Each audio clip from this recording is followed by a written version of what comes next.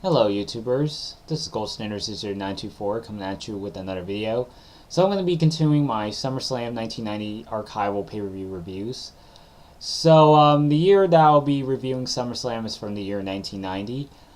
And this pay-per-view card had about 10 matches here. So this pay-per-view came out just about a month shy before I was born. Obviously, like the previous SummerSlam I reviewed, this was before my time. But um, but overall, SummerSlam 1990 was a pay per view. Like many other earlier SummerSlam pay per views, they don't. A lot of the matches, you can't really expect too much out of. You had some matches that ran for like 5 minutes, some matches that ran for matches that just ended before they began. So you can't really expect, match quality pay per view matches, especially, some of the earlier WWF pay per views around this time. But, in terms of, crowd atmosphere, fan reaction, some of the feuds and, storylines that were coming into fruition at this time, it's definitely a pay per view that it's very tolerable to watch. Even some of the bad matches, quote unquote, some of them were pretty straightforward and to the point. But you could fit in like so many matches on the card, and most of the times the matches don't last very long. And even especially the main event, which on paper it sounds very interesting, and the Ultimate Warrior and Rick Rude, which was basically a culmination of a series of matches that they had the previous year in 1989. And this time, Warrior and Rude are fighting over the WF title, as opposed to the time when they fought the Intercontinental. So the cage match was the main event, it just I'm gonna get a little more into that as we go by the video. So I'm just gonna run through some of the matches on the card, and just explain some of the matches and why the feuds happened, and basically giving out my thoughts on which matches I liked, what matches I disliked, stuff like that. I'm not gonna pretend that I actually grew up with this time period, but I'm trying to be as informative and detailed as I possibly can. So without further ado, let's just get things started. So you have the first match on here, which was a tag team match consisting of the Rockers taking on Power and Glory. Around this time, Paul Roma, forms an alliance with Hercules, and they form Power and Glory during the Brother Love show. And the Rockers were trying to save Paul Roma, but Paul accused the Rockers that they were the ones that attacked Paul Roma during a TV match. Eventually, he was turning heel, and he forged an alliance with Hercules, like I mentioned. So then this kind of culminates into a match, and it started off with a pretty big brawl here, and the referee struggling to get the match underway. Match wasn't really that very long, and Power and Glory ended up beating the Rockers. The crowd was still pretty hot, because this was held in Philadelphia. So for a big city, you expect the crowd to be as vocal and very highly participating throughout the matches, and the atmosphere was pretty cool. And like I said, the match didn't last very long. But like I said, crowd participation was a pretty big key when it comes to SummerSlam, and even some of the earlier pay-per-views. So Power and Glory and the Rockers, it was a pretty forgettable encounter. So that's really all I have to say about that. And then you have the second match, which was for the Intercontinental title. So you have Mr. Perfect going into the pay-per-view as the Intercontinental champion, taking on the Texas Tornado, aka Kerry Von Erich. So basically, Kerry Von Erich, he signed in with the WWF around this time, and Mr. Perfect, who had won the Intercontinental title during a tournament, because the Ultimate Warrior had beaten Hulk Hogan earlier that year in that title versus title, and basically Warrior had to vacate the IC title, so they did a tournament, and Mr. Perfect ended up winning the IC title. So then, Kerry Von Erich, received a pretty massive push, and he came out, interrupted a Mr. Perfect promo, and declaring a challenge for the Intercontinental title. So yeah, like the first match, didn't really last very long. Just very very over. Kerry Von Erich was, coming from a wrestling family tree of some of the Von Erichs that came out before him, like especially the son of Fitz Von Erich. So yeah, so this match wasn't very long, and Texas Tornado ended up winning the match with that tornado punch, as he called it, which was basically like a rolling elbow, and basically won the Intercontinental title. So yeah, so the match was kind of what you saw, and I really think that Perfect could have held that title a little longer than he did, because he ended up winning the belt back a couple months later. But I guess one could argue that Kerry Von Erich was a people knew him from the NWA days, coming from a lineage of wrestling family trees, the Von Erichs. He had his success in the NWA, and him and some of his brothers had been feuding with the Freebirds, and that was like one of his notable feuds. And yeah, he had a lot of success there. He held the tag titles. So he ended up coming into WWF around this time, and won the Intercontinental title not too long after he debuted. So it was kind of a way to get a little somewhat of a big crowd pop here. It's unfortunate that Kerry Von Erich has passed away. But eventually, I mean, this match was just kind of there really, but so I don't really know how to react to this, but it was still cool just to see just for that particular moment. So that's really all I have to say about that match. And then you also had Sweet Sapphire taking on sensational Sherry Martel. This was basically an extension of the Randy Savage Dusty Rhodes feud. And yes, Dusty Rhodes was in the WF around this time. So yeah, so apparently Sweet Sapphire was the valet to Dusty Rhodes, and Sherry was the valet to Randy Savage after Savage turned on Miss Elizabeth, or vice versa. Elizabeth might turn on Savage. Yeah, so eventually this match was supposed to be scheduled for this pay-per-view, but they did a storyline where Sweet Sapphire no-showed during that match. And so, sensational Sherry pretty much won by forfeit. This kind of foreshadows a little later on as to why that sort of thing happened.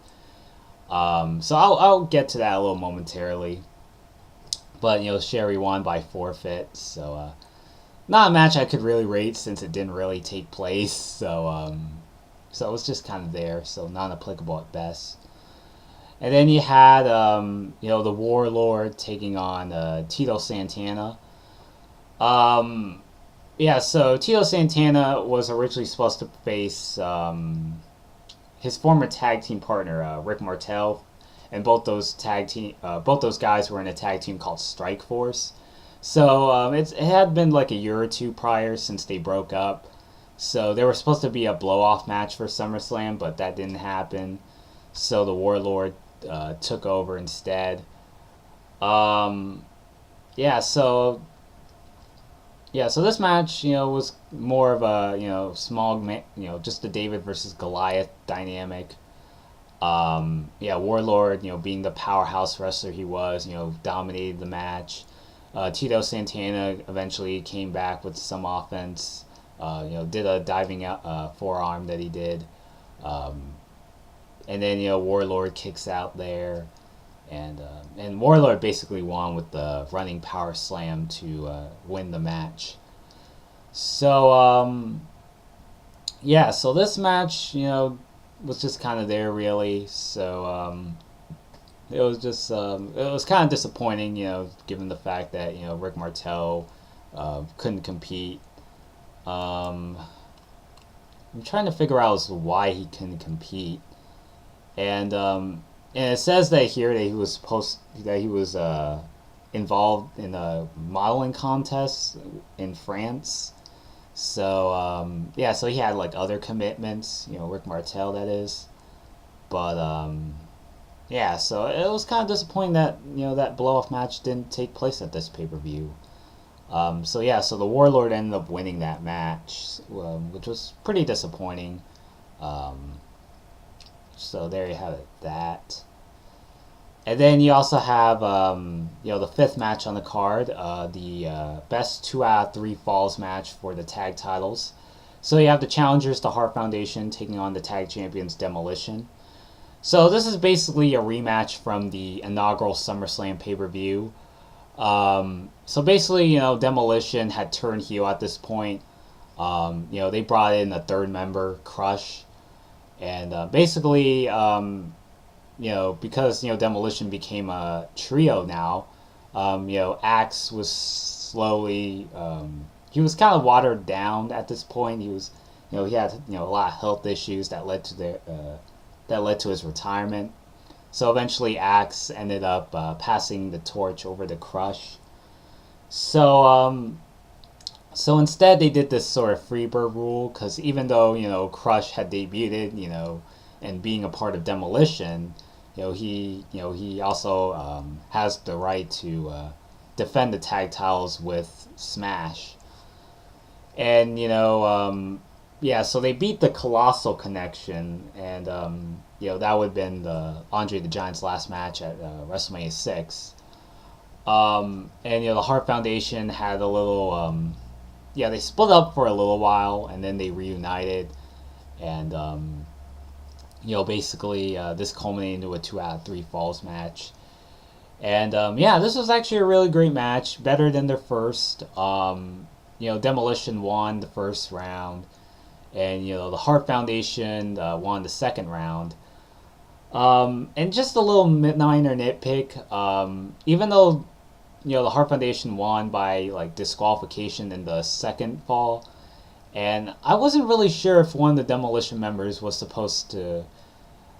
He was like there was like a pinfall that Bret Hart was going for, but then one of the Demolition members tried to stop the pinfall, but then they actually hit the referee. So I was a little confused whether or not that was actually a botch, but Hart Foundation ended up winning that fall, so I guess it wasn't too much of a big deal. So the match continued, and this really big moment came when the Legion of Doom interfered in the match, and basically the Hart Foundation won when Jim Neidhart did that springboard shoulder block that he does, and Bret Hart was the legal man, so he had the pinfall, and Hart Foundation won the tag titles for the first time in 3 years or so. So Hart Foundation won the tag titles here. This was basically the culmination of a feud, and Demolition. This was pretty much the peak years for them, and after that so Axe had to pass the torch over to Crush. And they were still a tag team around WrestleMania 7 time, but by the end of 1991 they were pretty much gone, And the Hart Foundation, was won the tag titles here, and yeah, this was actually a really great match, I would say. And the Road Warriors, came over to WF around this time recently, so they were gonna set up a program between them and Demolition. Um, yeah, so Hart Foundation Demolition was definitely one of the match that I really enjoyed, and still talk to this day. So yeah, so really great match. Then you have Jake the Snake Roberts taking on Bad News Brown, and Big Bossman was the special guest referee. So basically, this match was kind of back and forth. Um, Jake Roberts, brought in like these. Yeah, he had Damien, during that time, that snake that he had, and there was like a moment where Bad News Brown like tried to leg drop Damien, the Damien the Snake, and Big Bossman moved out of the way. Um, yeah, so this wasn't a really long match. Um, and most of that stuff happened like right after the match because the match ended in disqualification, where Bad News Brown struck Jake Roberts with a steel chair. Um, yeah, so basically, not a very long match, and eventually Jake Roberts ended up getting the last laugh, and basically used Damien to kind of bite Bad News Brown in the face. Um, but yeah, so this was just kind of a little bit of filler match here. Nothing really to write home about. So I can't really elaborate from here on out. And then you also have a tag team match. Nikolai Volkov and Hacksaw Jim Duggan taking on the Orient Express. So yeah, so Nikolai Volkov, he was one half of the Bolsheviks. He ended up turning face, and they used the excuse where the country that he represented was declared its independence from the Soviet Union. So eventually, Nikolai Volkov, he turned face and aligned with the American patriotic Hacksaw Jim Duggan. And he takes on a Japanese foreign tag team with the Orient Express. This match I could really do without because it wasn't really a very long match, but Hacksaw Jim Duggan and Volkov saying the "God Bless America." Um, but then after then like the match started there. Yeah, so like I said, it wasn't really very long, and it was basically more of a squash if you think about it. So Volkov and Duggan end up winning that match. Um, yeah, so like the previous match, it wasn't really too much to write home about. Then you have the last three matches. This one is the eighth match technically, but this was the Macho King Randy Savage taking on Dusty Rhodes. You would think these two guys would really tear the house down. Just looking at the card on paper, you would think, this match would have been a little longer than what it was. But unfortunately, for whatever reason, it just, it just wasn't really much of a match, really. So basically, yeah, during the match, Ted DiBiase came out and basically distracting Dusty Rhodes during the middle of the match, and basically Sweet Sapphire comes out and it's revealed that she sold her soul to Ted DiBiase, turning heel in the process. So this angered Dusty Rhodes, and Randy Savage ended up taking the advantage and winning the match. Yeah, so this was actually really disappointing. I would think these two guys would have a pretty hellacious match, but it was pretty much over before it began. I was like, I just felt pretty unsatisfied when I was watching it. What else? Yeah, so the explanation was that Sweet Sapphire was getting all these gifts from a anonymous secret admirer, so they were kind of building that up even prior to SummerSlam. And Sweet Sapphire was supposed to take on Sensational Sherry earlier that night, but she no showed. So they kind of give us an explanation that that she was having like a mutual conversation with Ted DiBiase, and she sold her soul to him.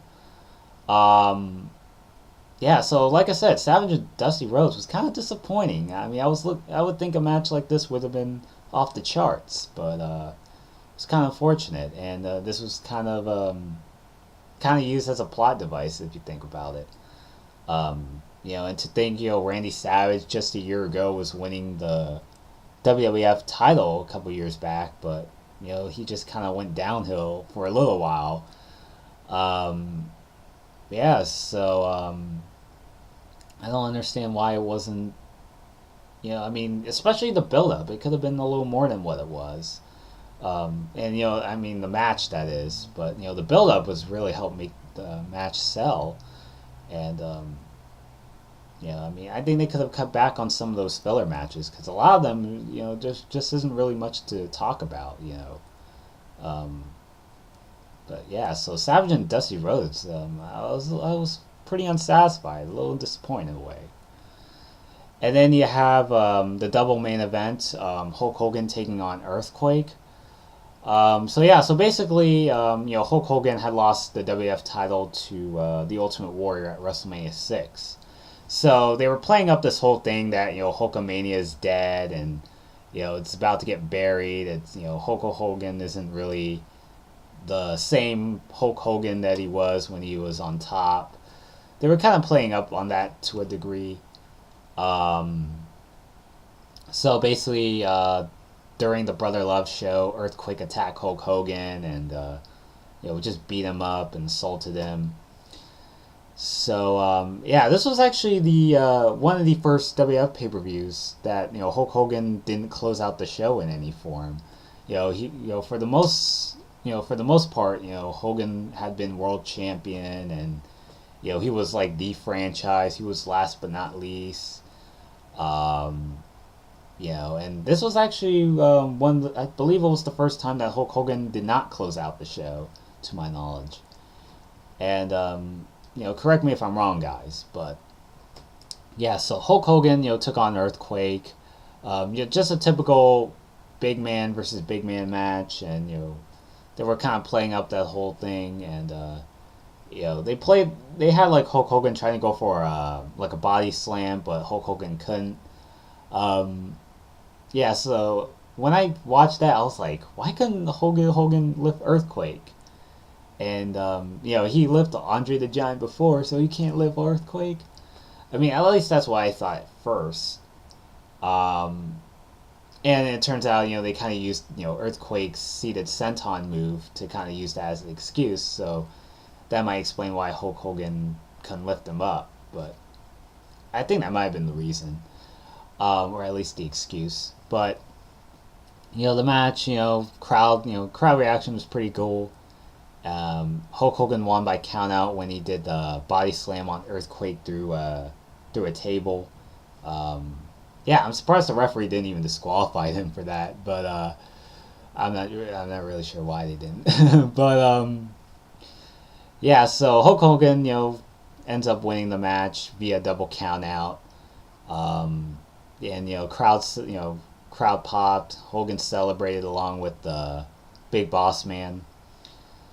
Now originally it was supposed to be Tugboat, but then one of either Earthquake or Dio Bravo, they both like ganged up on Tugboat, so then they had to replace him with the Big Boss Man. So Boss Man had to do double duty.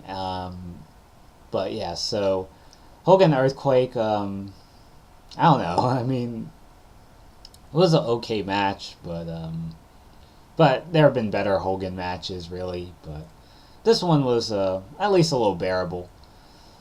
And then you get to the main event, which was for the WF title, and it's inside a steel cage. And the champion going in, the Ultimate Warrior, defends the belt against Ravishing Rick Rude.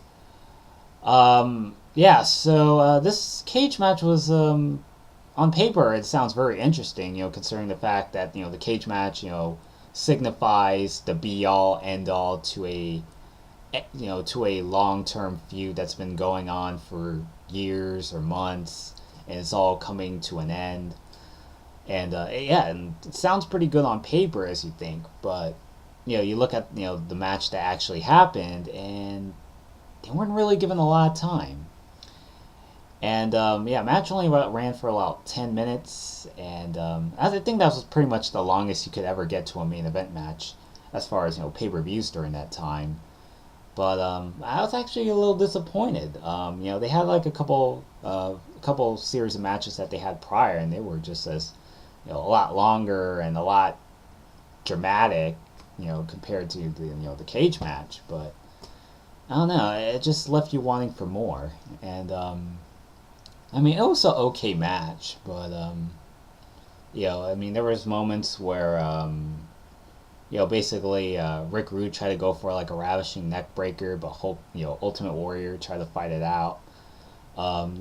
Warrior just basically just using the cage and just slamming Rick Rude on the fence of the cage, and Rick Rude was pouring out blood on his forehead a little bit. Now it was pretty rare at the time, just to see blood during this time period. It's not like what it was, like what it would turn out to be, by the end of the '90s decade, where the company became more about blood, guts, violence, and TNA. No pun intended. I'm not talking about the wrestling company, but yeah, but this was different times, and the first half of 1990 is the climate was just different, Yeah, so Warrior and Rude, they went at it. Rick Rude went for a couple of aerial attacks from the top of the cage, but Warrior ended up coming back and started pounding on Rick Rude. You also have Bobby Heenan, who accompanied Rick Rude going into this match, and pretty much Ultimate Warrior just brought in Bobby Heenan, beat him up, kind of like what Hulk Hogan did when he fought King Kong Bundy at WrestleMania 2. So it was kind of similar to that, especially when he gave them the atomic drop, and Dusty Rhodes flew out, out of the cage. Yeah, so eventually, Ultimate Warrior won by escaping the cage. He climbed over it. So yeah, Warrior retained the WWF title. Yeah, so that's really how the show ended. The cage match, was kind of left you wanting for more. It was still entertaining for, even while it lasted, but still, it just could have been a little more suspenseful, a little more dramatic, as opposed to just being one-sided. But Warrior ended up retaining the WWF title. Rest in peace, Ultimate Warrior. You're gone, never forgotten. So, my overall thoughts on SummerSlam 1990, I don't know. I mean, I want to say it's kind of I wouldn't say it's the worst pay-per-view I've seen.